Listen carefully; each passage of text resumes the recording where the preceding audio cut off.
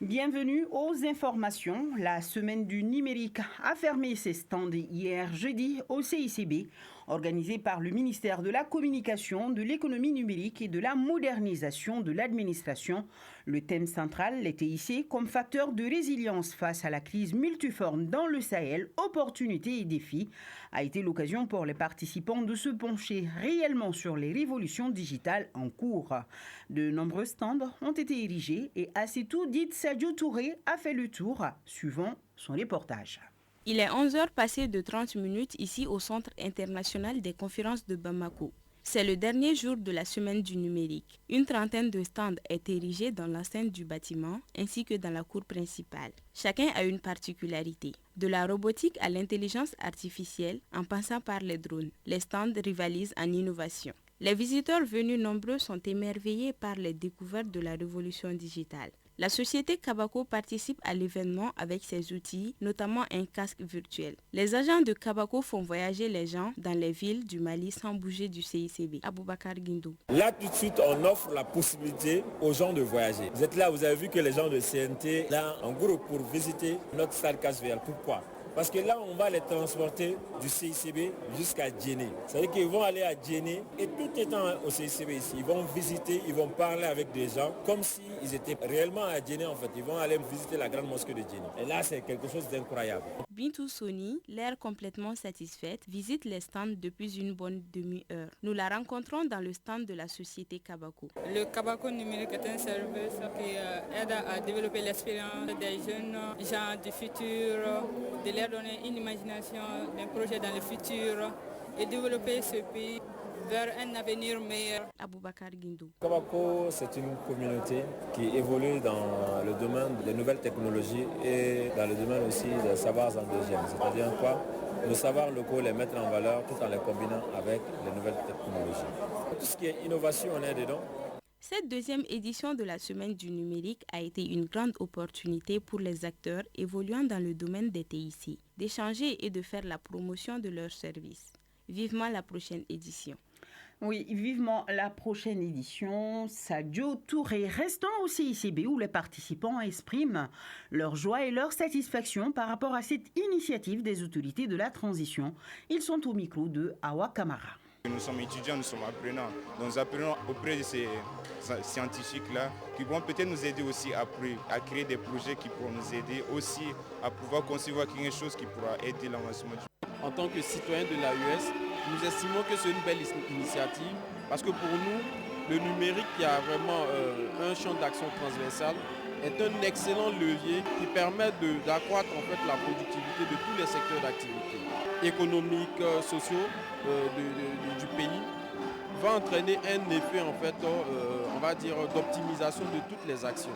Le numérique évolue, le monde évolue, on doit évoluer avec le numérique.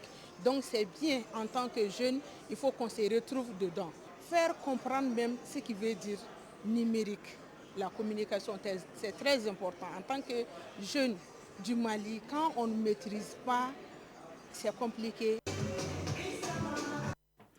Voilà quelques réactions des participants à la deuxième édition de la Semaine du numérique, une rencontre des acteurs maliens et sous-régionales dans le but de promouvoir l'innovation, renforcer la sécurité, moderniser l'administration et favoriser le développement économique au Mali. Et toujours en rapport avec les TIC, en quoi elles peuvent servir dans la lutte menée contre la corruption.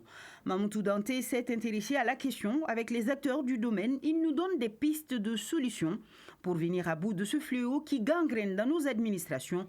En tous les cas, les autorités de la transition sont décidées à mettre le holà. Suivons ensemble. Depuis toujours, la corruption est un facteur qui freine le développement d'un pays dans son ensemble. C'est pourquoi les autorités maliennes sont désormais mobilisées pour lutter efficacement contre les phénomènes. C'est là à travers les technologies de l'information et de la communication. Colonel Assimi Goïta, président de la transition. Nous allons prendre des dispositions pour digitaliser les services publics et partout où il y a les avoirs de l'État. C'est pour servir les Maliens facilement, sans la corruption, et que l'État perçoive ses avoirs sans intermédiaire. Aujourd'hui, il est clair que la corruption enfreint énormément aux performances des services publics et privés. Les TIC sont une véritable alternative à la lutte. Abdul Kader Ki, directeur national de l'économie numérique. Avec les TIC, on ne manipule plus les fiduciaires. Donc les transactions électroniques sont faites automatiquement. Donc ça va dans la caisse de l'État. Tu n'as plus un intermédiaire en face de toi qui va en fait t'escroquer, donc te prendre de l'argent de façon indue. Donc voilà déjà un premier pas vers non seulement la lutte contre la corruption, mais vers l'efficacité, l'efficience même de l'action gouvernementale. Youssouf Mohamed Haribo, directeur de l'agence de digitalisation de l'État de Guinée. Nous savons que dans nos États, le numérique n'est pas encore au cœur de l'action gouvernementale.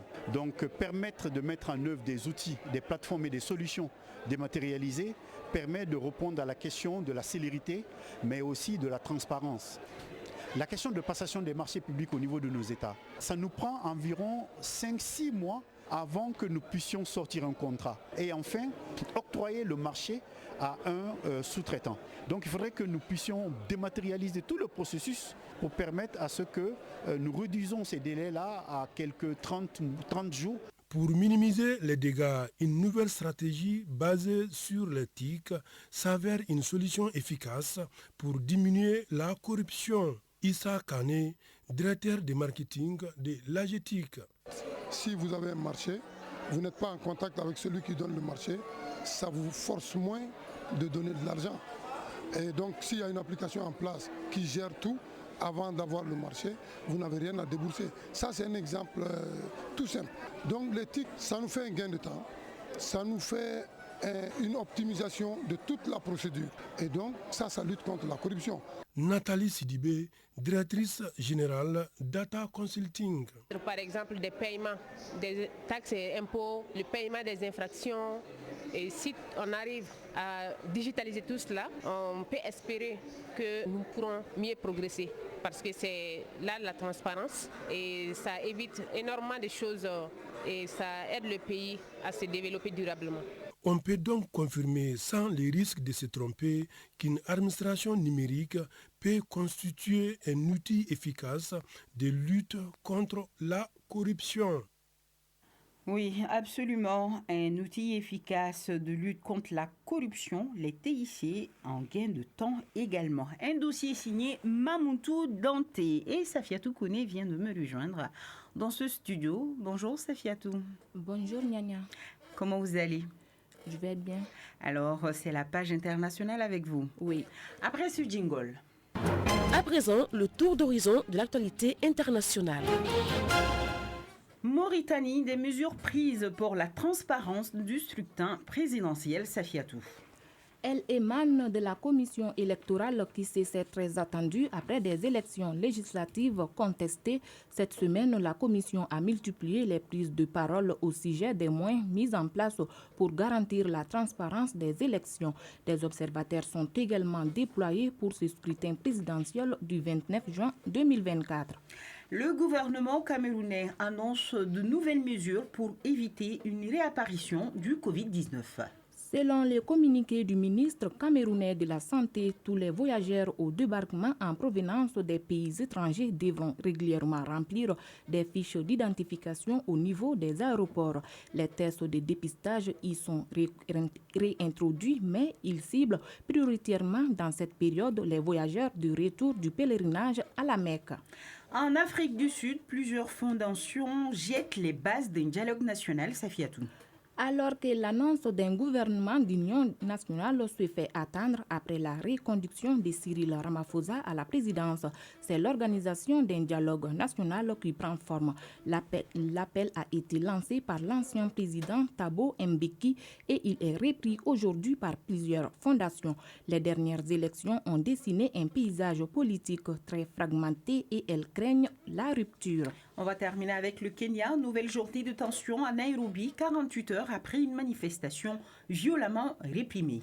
Ce 27 juin 2024, Nairobi a connu un jour de nouvelles tensions. Malgré l'annonce, la ville par le président William Ruto du retrait de la loi de finances, un appel à la mobilisation a été maintenu. Cette loi provoque depuis 10 jours une vive contestation qui a culminé le 25 juin avec des manifestations réprimées dans le sang. Voilà, Nyanya, c'est ce qui met fin à l'actualité internationale de ce midi. Merci beaucoup, Safiatou Kone, pour ce tour d'horizon de l'actualité internationale.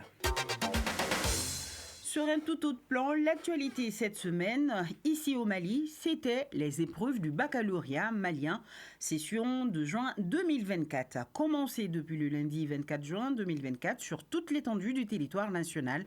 Plus de 234 000 candidats sont en lice et répartis dans les 506 centres du pays. Hier jeudi, c'était le dernier jour des examens. Nous avons sillonné quelques centres du district de Bamako. Question de voir l'ambiance de fin d'examen et surtout le moral des postulants. Et c'est avec Djena Badjara. Il est 9h. Nous sommes au lycée Ba Aminata Diallo. Certains élèves venaient à peine de sortir de leur dernière épreuve du baccalauréat session 2024. Amadou Nyakandou, élève en TSE, nous dit n'avoir pas eu de difficultés durant les épreuves. Ce baccalauréat s'est bien passé en vrai. Les sujets étaient très abordables. Il fallait juste avoir une bonne révision et puis venir sauter les sujets. Boubacar Estouré, candidat. Ce matin, nous avons fait la philosophie. Bon, je pense que l'épreuve a été à la hauteur.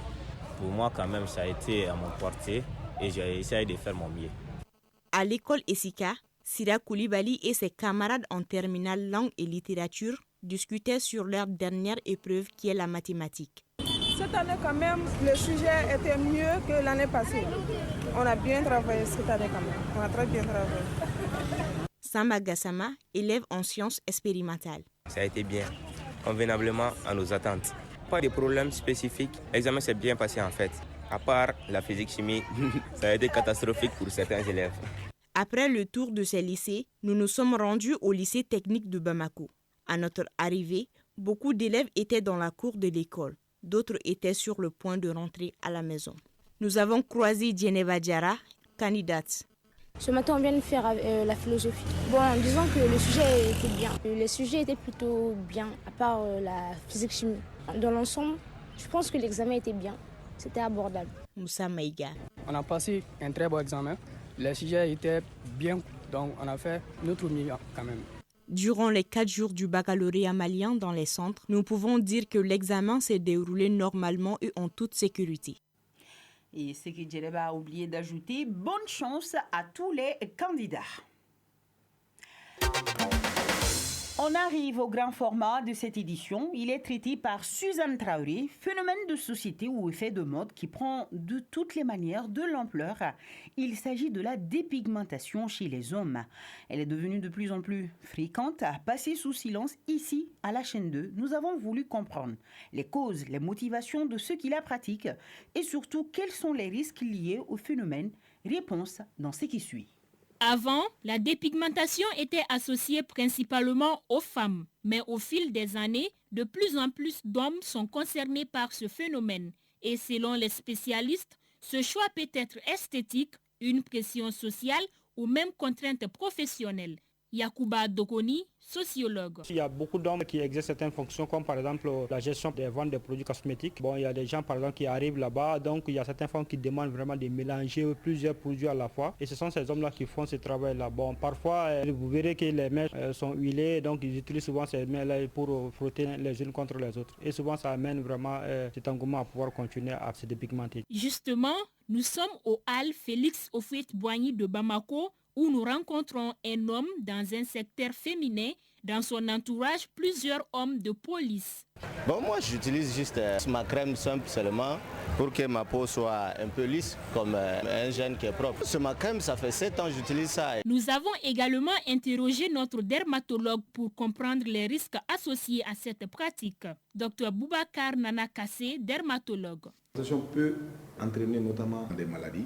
d'origine infectieuse au niveau de la peau et non infectieuse, notamment qui est l'acné au niveau du visage. Il y a également des conséquences systémiques. Il y a le diabète, il y a l'insuffisance rénale. Ainsi, lorsque les résultats ne correspondent pas aux attentes, cela peut aussi entraîner des complexes et des préjudices psychologiques, nous affirme Dr Ibrahim Aïdara, psychologue. Un individu lambda, homme ou femme qui se dépigmente, c'est quelqu'un déjà qui n'est pas bien dans sa peau. Il a envie de ressembler ou d'avoir une peau autre que ce que la nature lui a donné. Donc c'est quelqu'un qui a déjà un certain complexe, je dirais même un complexe d'infériorité. On est en Afrique, donc un Africain doit avoir normalement une peau foncée, une peau noire. Les produits dépigmentants contiennent souvent des substances potentiellement dangereuses pour la peau et la santé en général. Dr Boubacar Nanakassé, dermatologue. C'est des hommes qui se dépigmentent sans même le savoir en fait. J'ai été nommé directeur ou j'ai été nommé chef de service. Madame se dit, bon, j'ai un teint qui ne brille pas. Madame va aller acheter un savon ou un lait donné à son mari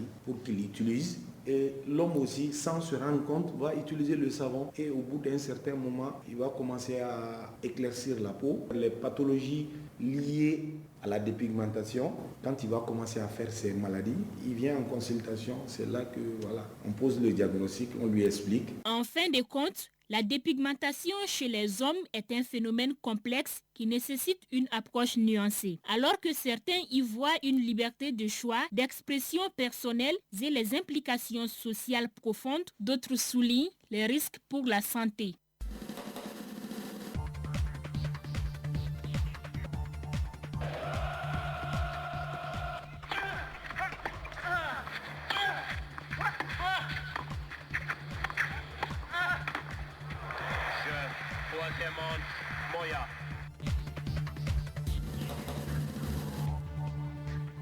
À midi, passé de 18 minutes, nous arrivons à notre page sportive avec le lancement officiel de la 16e édition de la semaine sportive, artistique et culturelle de l'Institut national de la jeunesse et des sports.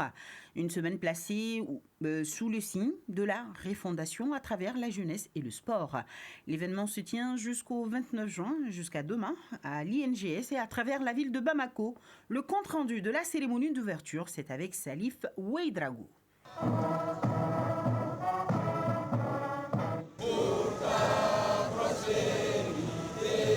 Plusieurs activités ont meublé cette journée inaugurale de la semaine sportive, artistique et culturelle de l'Institut national de la jeunesse et des sports, INGS.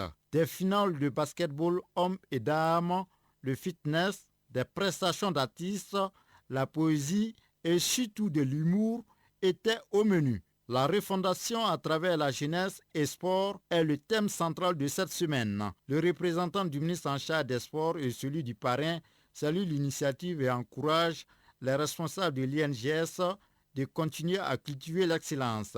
Boubacar Gagé Sanko, représentant du ministre en charge des sports. Après l'INGS, les cadres qui sortent d'ici sont reversés au ministère de la jeunesse et des sports pour emploi. Là où nous sommes maintenant, nous n'avons pas besoin des bons, on a besoin des excellents. Kigan Megan Nyamele, représentant du parrain. Nous sommes à un moment historique. C'est un peuple qui a retrouvé sa dignité. C'est un peuple qui a retrouvé sa fonction historique. Alors, il ne peut reposer que sur la jeunesse. La semaine sportive, artistique et culturelle de l'INGS vise à célébrer la richesse de l'Institut, une activité pédagogique qui s'inscrit en partie dans la formation des étudiants. Cheikh Konaté, directeur général de l'Institut national de la jeunesse et des sports. Le marché du travail devenant plus exigeant, donnant moins de chances aux jeunes sans qualification professionnelle, l'INGS donne et renforce les compétences nécessaires pour relever ces défis. La formation à l'INGS, avec l'enseignement des modules sur l'entrepreneuriat, le management et l'éducation à la citoyenneté, en plus des acquis scientifiques dans les différents domaines d'apprentissage, apparaît pour nous comme la solution idoine à l'insertion économique des diplômés de notre institut. Pendant 4 jours, Bamako va vibrer au rythme de la semaine sportive, artistique et culturelle de l'Institut national de la jeunesse et des sports, INGS. C'est une ambiance festive qui a mis fin à la cérémonie d'ouverture.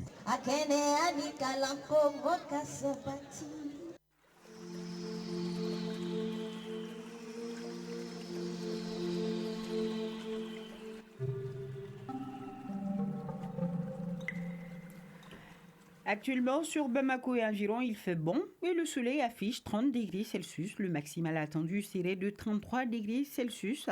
À 19h passé de 1 minute, le soleil se couchera. Point final à cette édition présentée par Nyanya Alou Traoré, mise en onde Djala Samake, réalisation Balkissa Kamate, mise en ligne Marcel Tessougué sous la coordination de Salimata Dao et de Aminata Konate. L'édition de la mi-journée de la Radio Nationale, une présentation de Seydou Fomba à 13h. La chaîne 2 sera synchronisée vers 14h dans les programmes Otean Akanye avec Beka et Kader Sissé pour Kunafoni à 15h. Restez donc à l'écoute de l'onde de choc. Merci.